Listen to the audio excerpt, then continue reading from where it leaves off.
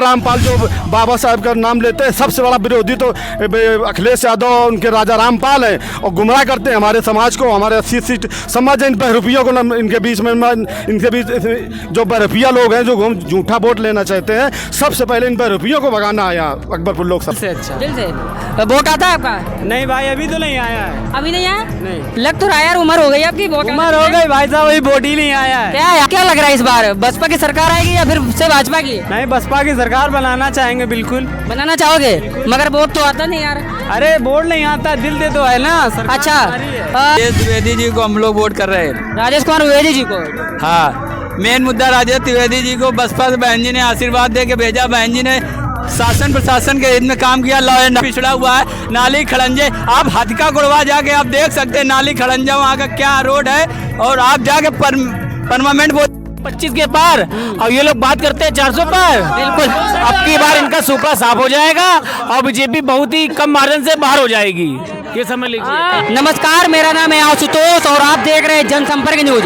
इस वक्त मौजूद है हम रमईपुर के मंगरासा गांव में। अभी हाल ही में मायावती जी की रैली थी, जो कि अभी थोड़ी देर पहले उनका भाषण समाप्त हुआ है।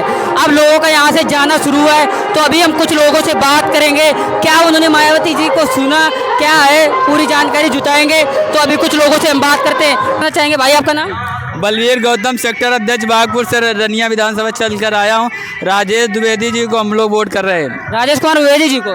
हाँ, मेन मुद्दा राजेश द्विवेदी जी को बसपा से बहन जी ने आशीर्वाद दे के भेजा। बहन जी ने शासन प्रशासन के हित में काम किया। लॉ एंड ऑर्डर मजबूर रहा। बहन जी ने एजुकेशन के क्षेत्र में काम किया। हम लोग भ्रष्टाचार मुद्दों को हटाना भ्रष्टाचार सरकार विरोधी नीतियों को काम कर रही है। हम इसलिए सरकार से हम भाजपा कैंडिडेट से हम 10 साल का हिसाब मांगते हैं। हम चाहेंगे कि वो जो भ्रष्टाचार और 10 साल में महंगाई मुद्दे चरम सीमा पर आए।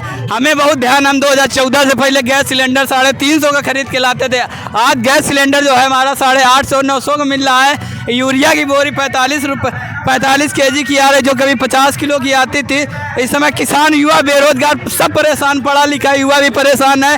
हर तरीके से बेरोजगारी छाई है। हम बेरोजगारी को मैनेज करने के लिए हम बहन जी को वोट देंगे। राजेश कुमार द्विवेदी जी को अकबरपुर क्षेत्र से वोट करेंगे। अच्छा, अभी आपने जैसा कहा कि बेरोजगारी एक बड़ा मुद्दा है, तो राजेश कुमार द्विवेदी जी ने बोला है कि अगर मैं सांसद बनता हूं तो कहीं ना कहीं यहाँ पर एक अलग तरीके का प्लांट जो अभी बंद पड़े हुए हैं उनको फिर से चालू कराया जाएगा। क्या ऐसा हो पाएगा? ये तो सांसद जी जब जीत कर जाएंगे तो उनका जो भविष्य का इंफ्रास्ट्रक्चर ब्रांड है, क्या हमारे युवाओं के लिए क्या नीतियां ला रहे हैं, क्या काम कर रहे हैं, ये तो भविष्य में आने वाला समय ही बता पाएगा। अच्छा, अभी आप एजुकेशन पढ़ाई वगैरह? एलएलबी चल रही है। बिल्कुल भाई, हमारे साथ एलएलबी कर रहे हैं। कितने साल हो गए अभी आपको? एलएलबी का 5वां सेमेस्टर हो चुका है एग्जाम। कहीं ना कहीं और युवाओं में एक बेरोजगारी को लेकर बड़ा मुद्दा है। यहाँ से अभी जो सांसद हैं श्री देवेंद्र सिंह भोले जी हैं, और देवेंद्र सिंह भोले जी का जो अगर मैं विकास की बात करूं तो जमीनी स्तर पर उनका विकास कुछ ऐसा दिखा नहीं। विकास उनका कुछ दिखता है? कहीं विकास नहीं दिख रहा है।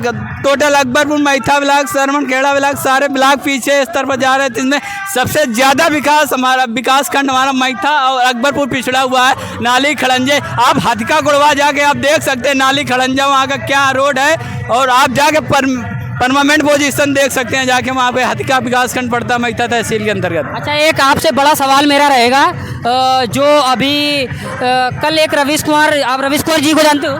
जी, रवीश कुमार को जानते हो, थोड़ा बहुत जानते हो? अच्छा ठीक है, मैं थोड़ा सा बताता है आपको। तो अभी रवीश कुमार जी का एक वीडियो कल डाला उन्होंने, तो उन्होंने बताया कि जो बसपा पार्टी है वो कहीं ना कहीं बीजेपी पार्टी से बिल्कुल मिली हुई लग रही है। नहीं, इस पे हमारा कहना, रवीश कुमार जी भी बिके हुए हैं, एनडीटीवी भी बिकी हुई है, और बहुजन समाज पार्टी हमारे देश के सभी 543 सीटों पर जोरदार तरीके से लड़ रही है।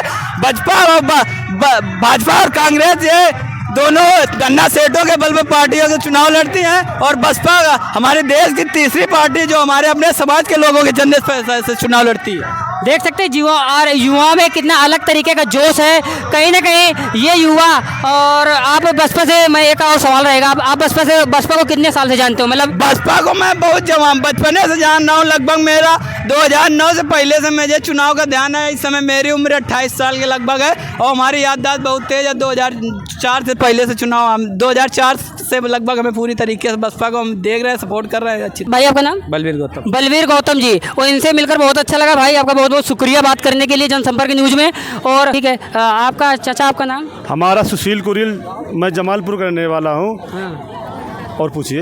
और आपके हाथ में 2 तस्वीर हैं, मैं थोड़ा सा कैमरे में, हाँ देखिए, आकाश आनंद जी और आयरन लेडी बहन कुंवारी मायावती जी।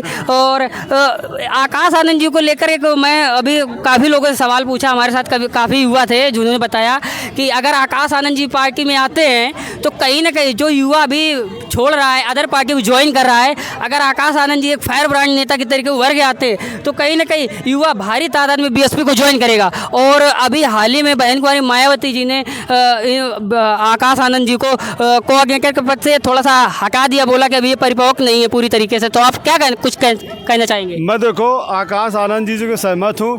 हमारे आदरणीय आकाश आनंद जी जो कार्य कर रहे हैं, युवा साथी बहुत उनसे खुश हैं। और आकाश जी आने वाले 2027 में उत्तर प्रदेश के मुख्यमंत्री बनेंगे। बिल्कुल। मगर अगर आकाश आनंद जी को देखा जाए तो कहीं ना कहीं मिनिस्ट्री में गया, रोज डिबेट, थोड़ा सा आप फोटो को सीधा पकड़िए, कहीं ना कहीं रोज डिबेट शाम सुबह मैं देख रहा हूँ। जब आकाश आनंद जी ने अभी आपने उनका भाषण सुना था? सुना उनका भाषण, इसीलिए तो बीजेपी घबराई हुई आकाश आनंद से। और सपक जो अखिलेश यादव जी हैं, जो आरक्षण का बिल फाड़ा था, ये सबसे बड़े सामंतवादी मनुवादी अखिलेश यादव जी हैं, जो हमारे समाज को जो इनकी उत्तर प्रदेश में सरकार थी, जाने के में SC/ST मुकदमा लगे, SC/ST लोगों को सताया गया, उनको मारा गया। जो आज हमारे बहरूपिया लोग घूम रहे हैं, जो बहन जी को बदनाम करते, बी टीम तो अखिलेश यादव पूरे हैं, शिवपाल यादव बी टीम है और बहन जी को बी टीम कहते हैं। इनके जो अपर्णा यादव जी हैं, कहाँ बीजेपी में है, इनका पूरा परिवार बीजेपी में है। ये BSP को क्या बी टीम, ये बी टीम खुद है अखिलेश यादव जी। और भाजपा जो सरकार है, ये हम लोगों को गुमराह करती, गले के ना, हमको नौकरी चाहिए, हमको गल्ला नहीं चाहिए। इसीलिए आकाश आनंद जी को बहन जी ने थोड़ा गलत बोल दिया। किसी बसपा में कोई भी पार्टी गलत करता है, सांसद अनुशासन की बहन जी पार्टी है, इसीलिए कोई भी चाहे घर का हो चाहे बाहर का हो, बर्दाश्त नहीं करती बहन जी, कोई भी व्यक्ति हो। और आने वाले 2027 में हमारे आदरणीय आकाश आनंद जी उत्तर प्रदेश के मुख्यमंत्री बनेंगे। और ये तो हटाया गया इसलिए कि गलत थोड़ा बोला, ये गलत बहन जी कभी बर्दाश्त नहीं करता है। समाज एक बाबा साहब के मिशन का और संवैधानिक तरीके से करते हैं। बीजेपी के लोग आए दिन लोग अंडे का संडे बोलते हैं, इनसे कोई हमको फर्क नहीं पड़ता। जो राजा रामपाल के बहरूपिया लोग घूम रहे हैं, इनको मैं समझाना चाहता, राजा रामपाल कहाँ थे पहले? राजा रामपाल कम से कम 2 लाख से वोट से हार रहे हैं। बिल्कुल। हाँ। और जैसा कि अभी एक कन्नौज से अखिलेश यादव जी का एक वीडियो वायरल हुआ। हाँ। कि आदरणीय बहन कुंवारी मायावती जो हैं बीजेपी से मिली हुई हैं और उनको जो बहुजन समाज है उनको वोट ना करे, वो वीडियो पे उनका एक वीडियो तेज़ी से वायरल हो रहा है। अभी मैंने 2 दिन पहले X पर देखा तो बोला कि वो वायरल ना हो, मतलब उनको बहन कुंवारी मायावती जी को वो वोट ना दें। देखो अखिलेश यादव जी पहले से बीजेपी से मिल के आएंगे, हमको सिर्फ 5 सीट दे दीजिए, हमारे परिवार की, वो परिवार की सीट दे दीजिए, बाकी तुम ले लो सब। तो जो लड़ रही भाजपा से लड़ी, बहुजन समाज पार्टी रही, अखिलेश यादव से मैं ये कहना कहता हूँ, तुम्हारा परिवार कहाँ है, तुम्हारा राम गोपाल यादव कहाँ है? ये सारे लोग बीजेपी से मिले हुए हैं। और जो अपर्णा यादव ये बीजेपी में सदस्य हैं। ये सबसे बी टीम तो बीजेपी है। जो आरक्षण में संशोधन का बिल फाड़ा, ये अखिलेश यादव नहीं फाड़ा। और जो 27 बार जो आरक्षण की बात करते हैं, आरक्षण बचाएंगे, ये सबसे बड़ा आरक्षण के विरोधी माननीय अखिलेश यादव राहुल गांधी है। ये हम लोगों को वोट तो लेना चाहती बाबा साहब के नाम से, मगर हमको हिस्सा देने नहीं चलती। क्यों नहीं दलित प्रधानमंत्री अब तक बना भारत का?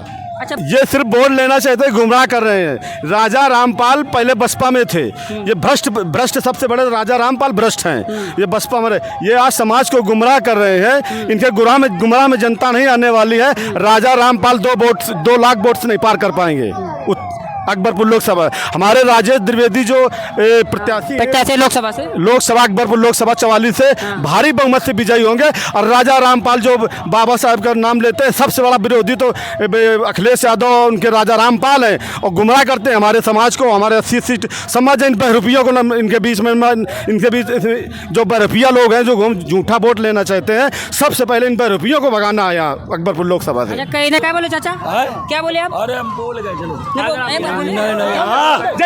मायावती ने भी राजा रामपाल जब राजा रामपाल जी माननीय सांसद थे बहुजन समाज पार्टी में, वो इतने टुच्चे आदमी थे कि उन्होंने घूसखोरी तक नहीं छोड़ी, इतनी बड़ी पद पे होते।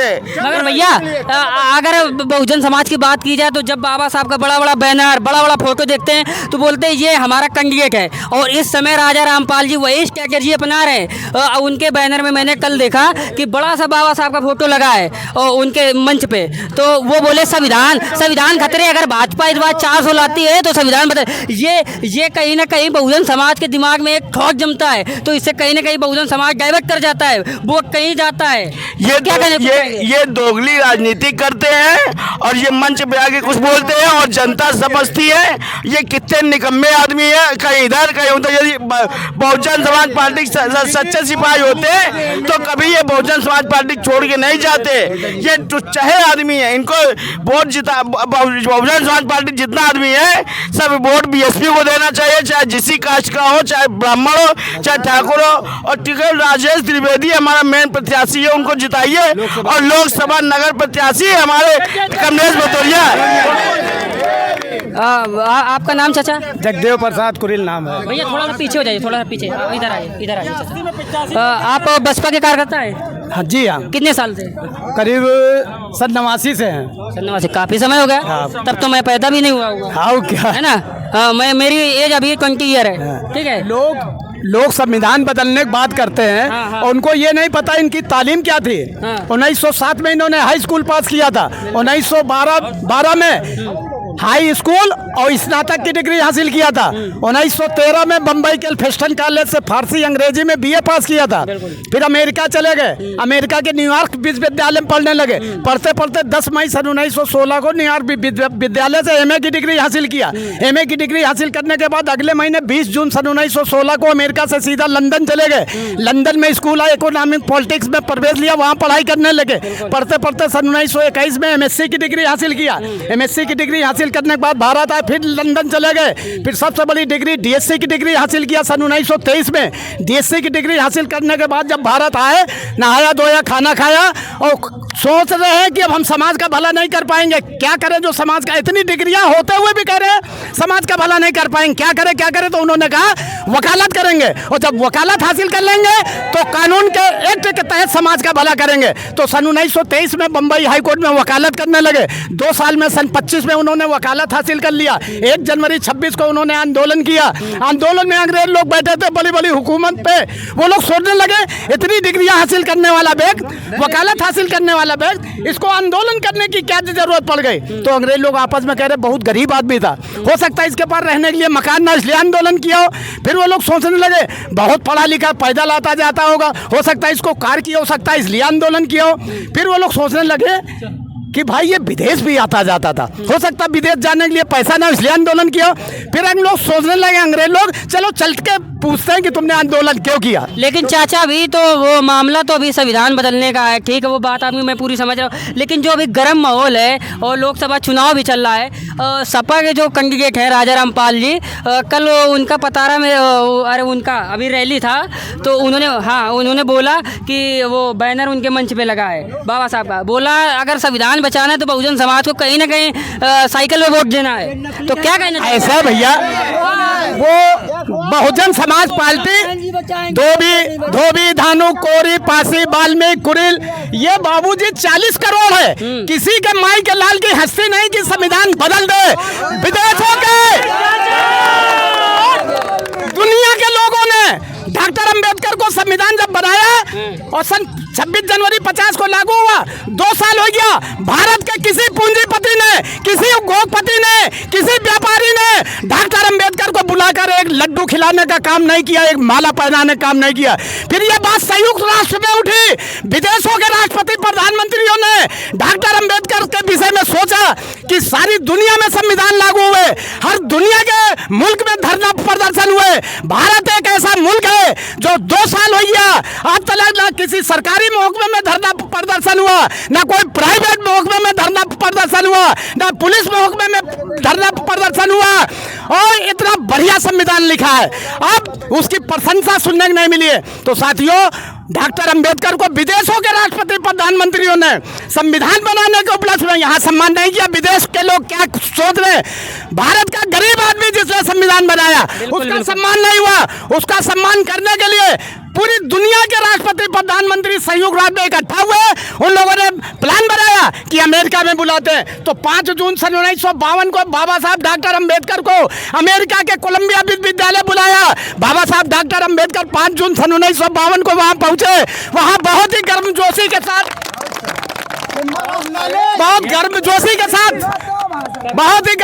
के साथ उनका सम्मान हुआ। वहां पर अमेरिका का भी राष्ट्रपति बैठा था। अमेरिका का राष्ट्रपति बाबा साहब अंबेडकर से कहने लगा कि अंबेडकर साहब, मैं आपका स्वागत समारोह अपने निवास व्हाइट हाउस में करना चाहते। बाबा साहब अंबेडकर ने अमेरिका के राष्ट्रपति का स्वागत समारोह अस्वीकार कर दिया कि हम नहीं जा पाएंगे। 25 के पार, और ये लोग बात करते हैं 400 पर। बिल्कुल, अब की बार इनका सुपड़ा साफ हो जाएगा और बीजेपी बहुत ही कम मार्जिन से बाहर हो जाएगी, ये समझ लीजिए। और अपने ये अकबरपुर और कानपुर के जो बहन जी ने चुने हुए प्रतिनिधि भेजे हैं, उनको जिता करके भारी मतों से विजय बनाइए और अपने शहर का विकास कराइए। प्रसार में तो खली आ रहे हैं, कहीं भोजपुरी के एक्टर्स आ रहे हैं, वो अक्षरा सिंह, ये सब आ रहे हैं। रोज आए थे, तांता लगा हुआ है कानपुर में, मैं तो देख रहा हूँ। अब भैया ये देखिए कि जो इलेक्ट्रोल बॉन्ड से माध्यम से सरकार को पैसा मिला है, वो जबरदस्ती लोगों से पैसा ले लेके मिला है। तो इतना पैसा है, खर्चा कहाँ करेंगे? अच्छा, इलेक्ट्रोल बुला खर्चा करेंगे भैया पैसा। इलेक्टोरल बॉन्ड आपने बोला, तो भाजपा ने जो इलेक्टोरल बॉन्ड घोटाला, बहुत बड़ा घोटाला है, बहुत बड़ा घोटाला है ना। तो बोलती है गाय हमारी माता है और ये है वो है। तो पता है जो गाय का भैया वो बाद में बताता। मैं थोड़ा सा अपना पूरा सवाल करूं तो कहीं ना कहीं जो बीफ फैक्ट्री होती है जहाँ पे मांस कटता है, तो कहीं ना कहीं उससे भी करोड़ों का चंदा वसूल है। तो इसका ये सरकार जो है हम लोग को धर्म के नाम पर बरगलाने काम करती है। गाय हमारी माता बोलती है। गाय हमारी माता नहीं, गाय एक पशु उपयोगी जानवर है जो हमारे लिए मिल्क प्रोड्यूस करता है, वो उपयोगी ना कि माता है। हम लोग गाय की संतान नहीं है, हम लोग माँ के पेट से पैदा हुए हैं। ये बस हमारे लोगों के दिमाग में बरगलाया जा रहा है। यही स्कूलों में छोटे छोटे बच्चों को बताया जाता है गाय हमारी माता है। तो इसी के एवज में जब टीचर होता समझदार, वो कहता सांड तुम्हारा बाप है और नंबर देना पाप है। तो भाइयों, इन बातों में मत आइए, आप लोग अपने काम में लगे रहिए। शिक्षा ही हथियार, इससे सबको बर्तन हो सकता है। जय भीम, जय भारत। अच्छा,